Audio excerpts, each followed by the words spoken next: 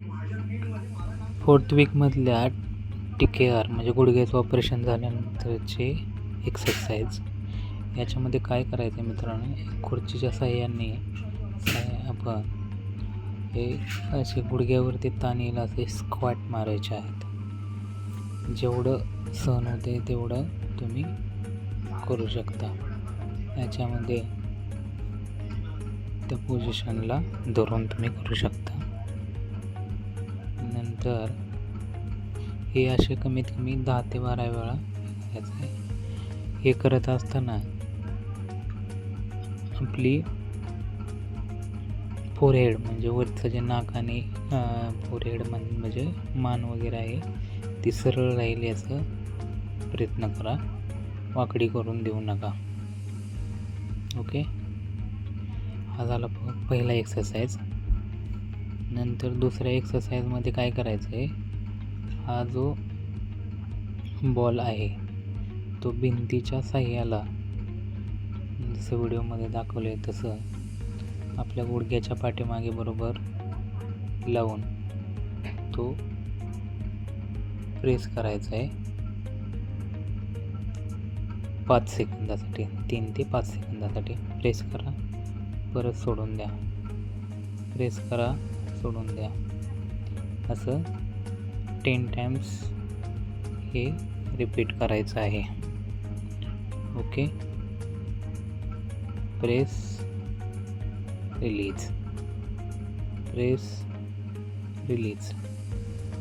Okay, याने काय होतं, आपल्या क्वाड्रासेप आणि हॅमस्ट्रिंगच्या मसल बनवायला चांगली मदत होते. ओके,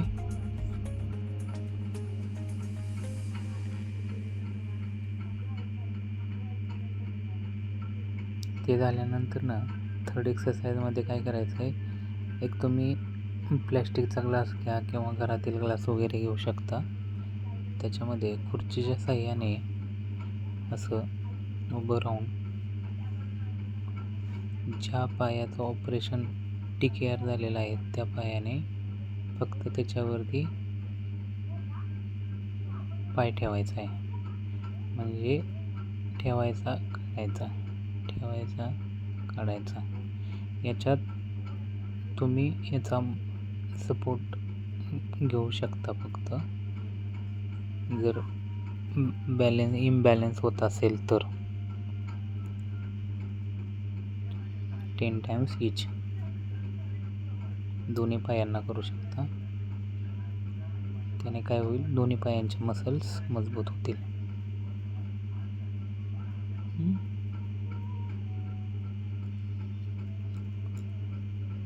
त्यानंतर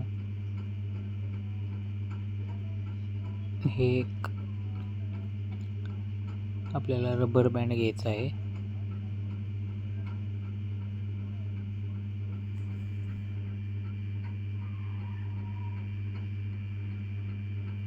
पायाच्या साह्याने आधी फॉरवर्ड आपण हे करतो, आता बॅक साईडवेजने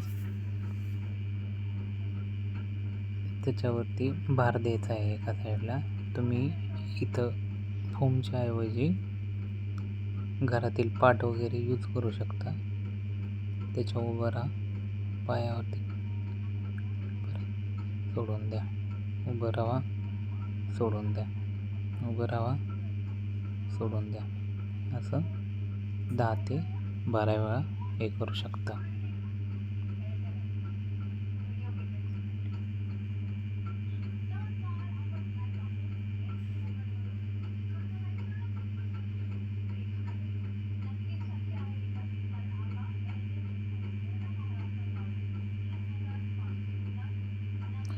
नंतर हे रबर बँड असे भेटतात, स्पोर्टच्या दुकानांमध्ये मिळतात किंवा ऑनलाईन पण मागवू शकता.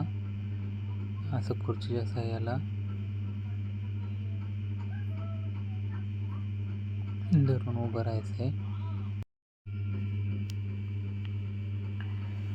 हे असं उभं राहून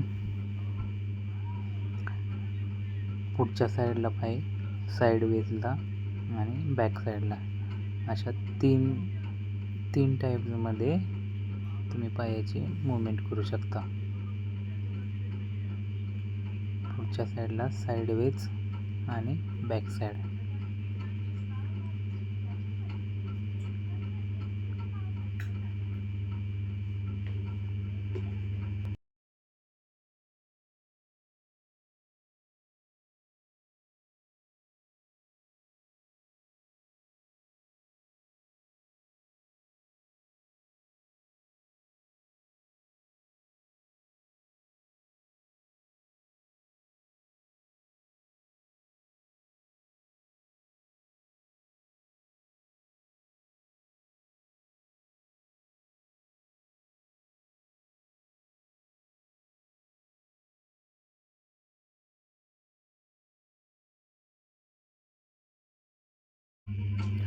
आणि लास्ट स्टेपमध्ये काय करायचं, असे चेअरवरती बसून आपल्या नीला जेवढं आतमध्ये ओढता येईल तेवढं ओढायचं. पायाला थोडंसं टेन्शन दिलं पाहिजे याच्यामध्ये. ज्यावेळेस पाय पूर्ण असा पुढे जाईल ना, त्यावेळेस टाचेवरती उभा ठेवायचा. पुढे घ्या, टाचेवरती उभा ठेवला. फ्लेक्शन आणि याच्यामुळं काय होतं, नी फ्लेक्शनला छान मदत होते. ओके, या एक्सरसाइज 4th वीकमध्ये महत्त्वाच्या आहेत. याचबरोबर पाठीमागे ज्या दिलेल्या आहेत त्या एक्सरसाइज रेग्युलर ठेवणे. 3 times a day, मिनिमम 12 वेळा, 10 ते 12 वेळा. थँक्यू.